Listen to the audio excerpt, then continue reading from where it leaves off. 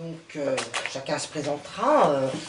Je préférerais avoir un échange plutôt vivant avec les journalistes plutôt que d'avoir un exposé tous les 5 sur le pourquoi de notre candidature. Essentiellement, je crois que nous portons avec la démarche du Front de gauche l'objectif et l'enjeu, surtout l'enjeu pour nous sur les élections de 2012, aussi bien présidentielles avec le candidat commun du Front de gauche, Jean-Luc Mélenchon, et nos 5 candidatures aux législatives, de dire est-ce que, oui ou non, les Français acceptent l'austérité d'où qu'elle vienne en 2012. L'enjeu porte sur ce point-là, et porte sur aussi notre volonté que les citoyens en Côte d'Or, quelles que soient pour le moment les questions qu'ils ont en tête, participent du débat politique pour ces élections-là, ne se laissent pas priver de leurs paroles pour toutes les questions qu'ils ont en tête, leurs aspirations. On voit bien qu'aujourd'hui, la préoccupation des gens, des plus jeunes aux plus anciens, je dirais, des retraités aux 18-22 ans, c'est les questions de l'emploi, les questions du pouvoir d'achat, de la santé, du logement, et que derrière, complètement derrière, vient bien la question de comment on résorbe la dette, le déficit. Donc nous, en tant que représentants du Front de gauche, candidats, mais évidemment avec nos amis, et ce soir ils sont quand même quelques-uns, mais ils sont nombreux avec les militants du Front de gauche, nous voulons permettre que dans cette campagne, le débat à gauche puisse avoir lieu. Et nous pensons que la gauche, le rôle de la gauche, est de répondre et de proposer des chemins, des voies possibles à nos concitoyens, et non pas d'abdiquer devant les agences de notation, mais surtout devant les marchés financiers qui aujourd'hui bafouent toutes les démocraties, on le voit bien en Italie, en Grèce, etc. Donc nous lançons un peu la balle dans le camp des citoyens, à gauche, mais aussi dans la balle dans le camp de toutes les formations de gauche pour dire il faut que le débat à gauche se fasse différemment dans notre pays. On ne peut pas se priver de cela au vu de la situation très grave dans laquelle la crise économique, sociale engage quand même pour les mois, les années à venir notre pays, mais aussi la construction européenne. Parce que je pense que les gens, les journalistes ne doivent pas poser la question de qu'est-ce qu'on fera au deuxième tour, tout le monde pas dans ce piège-là, puis je vous remercie de ne pas la poser déjà. Non mais, c'est peut-être pas votre intro du jour, et tant mieux, parce que je crois que les gens n'ont vraiment rien à faire. Aujourd'hui, les gens, ils ne savent même pas ce qu'ils vont voter. S'ils vont voter. Ou s'ils vont voter. Je pense que la première des choses, c'est d'intéresser, que le débat politique intéresse les gens. Notre première fonction, elle est là, je dirais. Et je trouve que c'est quand même du côté de la gauche, parce qu'on voit bien qu'il y en a qui travaillent à l'abstention, à la désillusion, etc. Donc je pense que la première fonction de la gauche, c'est la fonction démocratique, le débat public. Et donc nous, au niveau du Front de gauche, voilà, avec les assemblées citoyennes, quand on dit prenez le pouvoir aux assemblées citoyennes, c'est là que le débat des gauches se fait aujourd'hui.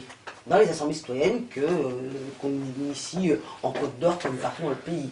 Donc j'ai oublié de dire, moi aussi j'excuse le candidat, mon suppléant qui est Jacques Loury, qui est un syndicaliste du bassin de Genlis, qui est connu, il était candidat au cantonal et puis responsable syndical sur ce bassin-là, qui a souffert, qui continue de souffrir, souffert de la perte d'emploi, on se rappelle Thomson, les grandes promesses des emplois chez Forêt-Mâché.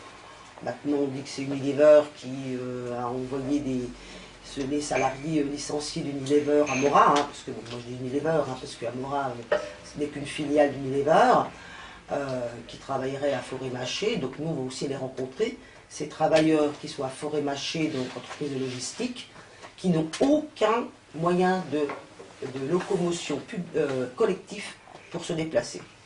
Et à Forêt-Mâché, il faut savoir que quand on vous embauche, on vous demande si vous avez un véhicule, sinon vous n'êtes pas embauché. Donc on a donné des deniers publics, nos impôts locaux, pour construire Forêt-Mâché.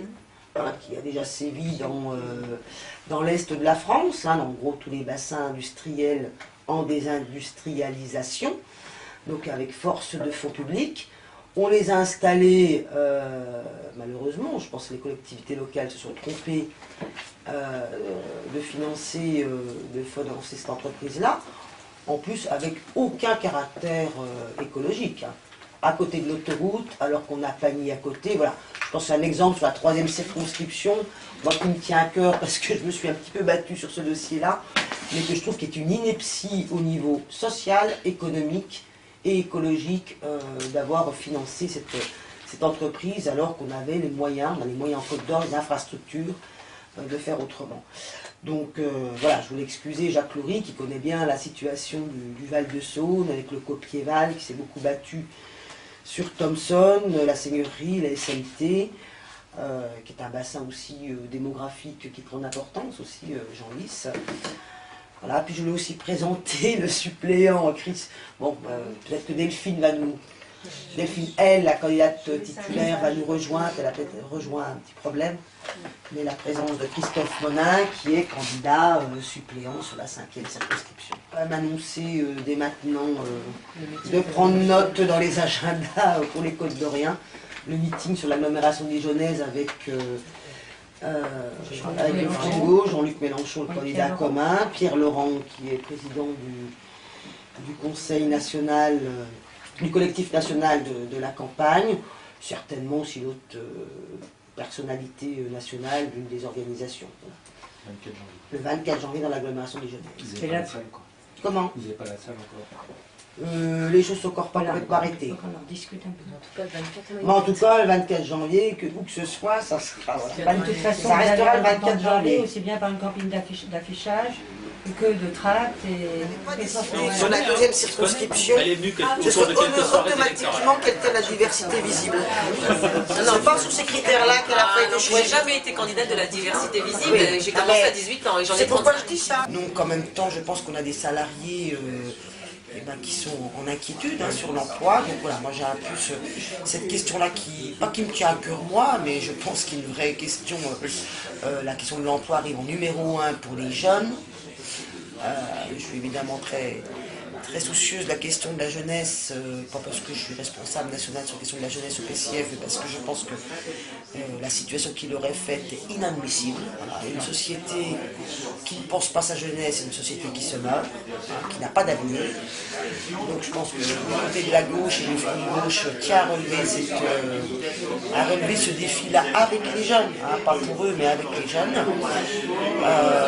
En plus, oui, justement sur les questions de la jeunesse, la 3e circonscription a quand même des communes de large population avec Chenauve, Quétigny, Louvy.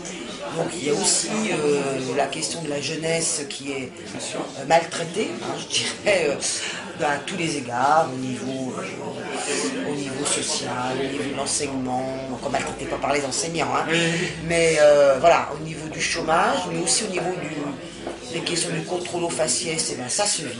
Voilà, ça se vit à Dijon, dans l'agglomération dijonnaise. On a des exemples, on a des témoignages. Donc les questions de discrimination sont très fortes. Donc voilà un petit peu, moi, le type de campagne que j'ai envie de mener. J'appelle, moi, justement, tous ces citoyens, jeunes, salariés qui sont dans l'inquiétude, à participer à la campagne. La semaine prochaine, par exemple, je serai moi, aux côtés de Marie-Georges Buffet pour recevoir, avec Marie-Georges Buffet, à l'Assemblée nationale pour recevoir les organisations de jeunesse où Marie-Georges Buffet va donner les grands axes de la proposition de loi que déposent là, dans ces jours-ci les députés du Front de gauche sur la jeunesse. Et je tiens à porter, moi, cette proposition de loi dans la campagne, mais en Côte d'Or comme ailleurs, parce que je pense que c'est aussi du côté de la jeunesse qu'il faut permettre de voir l'avenir et l'espoir. La proposition de loi, je l'ai appelée comment exactement? C'est la proposition de loi sur quoi? Parce que j'ai pas eu le temps de noter. Pour la jeunesse, je ne sais plus le titre exactement. Je pourrais vous le retrouver, je pourrais je referai un article là-dessus, mais en tout cas, ça porte essentiellement sur la question pour sortir de la précarité. C'est le 14 14 décembre où Marie-Georges Buffet recevra les responsables d'organisations de jeunesse. Et bon, évidemment, je travaille nationalement sur ces questions-là. Je sais que par exemple, il y a des diverses organisations de jeunesse, par exemple le Big Bang de la jeunesse, qui propose 5 points, notamment la question du pouvoir d'achat, de l'autonomie de la jeunesse, de l'emploi. Et je pense que dans les propositions, quand on dit l'humain d'abord, dans l'humain d'abord, mais aussi la jeunesse en premier, je pense que les jeunes, et aussi bien les organisations qui portent les revendications des jeunes, qui travaillent avec des jeunes, ont tout intérêt justement à favoriser l'humain d'abord plutôt que la finance, quoi. En gros, l'austérité ne réglera rien, au contraire va aggraver les choses pour la jeunesse. Donc la règle d'or, l'austérité, dire qu'on ne pourra peut-être pas tout faire parce qu'il y a des contraintes des marchés financiers, ne permet pas l'avenir pour la jeunesse. Pas debout, mais vers les portes, hein. Ouais. Mais on faisait très sérieux quand même. Vous n'avez pas beaucoup le choix. Moi j'aurais pas... Attends, est-ce qu'il faut que je raccroche? Ça n'intéresse personne. Ah, non? Non, même pas. Ah oui, je venais voir ceux qui allaient venir,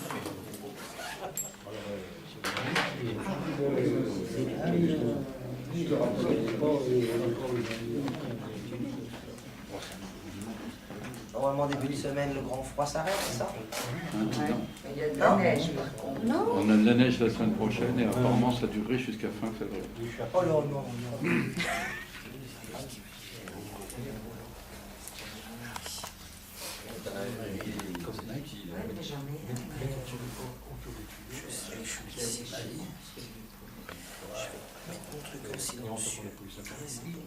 Non, vous n'avez non. Je vais commencer par moi. Allez-y, monsieur. Non. Aujourd'hui, et ça a été annoncé sur Radio France Bleu Bourgogne. Ce matin, oui, je m'entends. Et hier matin aussi. On a dit. Moi aussi, ça m'a... Mais nous avons diffusé, peut-être pas dans toutes les boîtes aux lettres du quartier, mais le petit tract que vous avez, que madame a ici. J'ai reçu dans ma boîte aux lettres. Voilà. Ah ben c'est ça alors, elle a dû voir. Votre femme a dû voir, mais elle a dit le post-it. Comme quoi aussi, ça a aussi un... Non mais maintenant je reconnais le post-it. Enfin Le petit tract, la petite invitation. Bonsoir. Bonjour monsieur. Oh, vous pouvez prendre place. Voilà, on vient juste de commencer où je présentais. On les uns les autres, on puisse se dire, d'abord comment on a appris cette initiative. Pour certains des militants dans certaines formations politiques qui composent le Front de gauche, d'autres, comme le monsieur le disait, qu'il a eu la formation et qui souhaitait participer à une réunion politique pour voir ce qu'il était. Donc voilà, on fait un petit tour de table, savoir s'il y a des sujets plus particuliers qui nous poussent les uns les autres à venir nous retrouver ce soir à 18 h. Peut-être par rapport au tract, on a mis quelques points, mais si vous voulez qu'on expose plus un point qu'un autre, voilà, cette réunion, c'est prendre la parole, poser des questions, et puis après qu'on voit ensemble comment est-ce qu'on a envie de continuer, est-ce qu'il y a des choses qui vous semblent plus importantes à cibler sur ce quartier ou sur un sujet qui vous intéresse, pour qu'on puisse ensemble après prendre des initiatives en commun, quoi. Vous voulez dire Elles sont super heureuses, quoi. On voit leur maman, on voit vraiment que Araceli, elle la voit militer, elle la voit en couleur, elle la voit bien. Voilà, dernière vidéo là.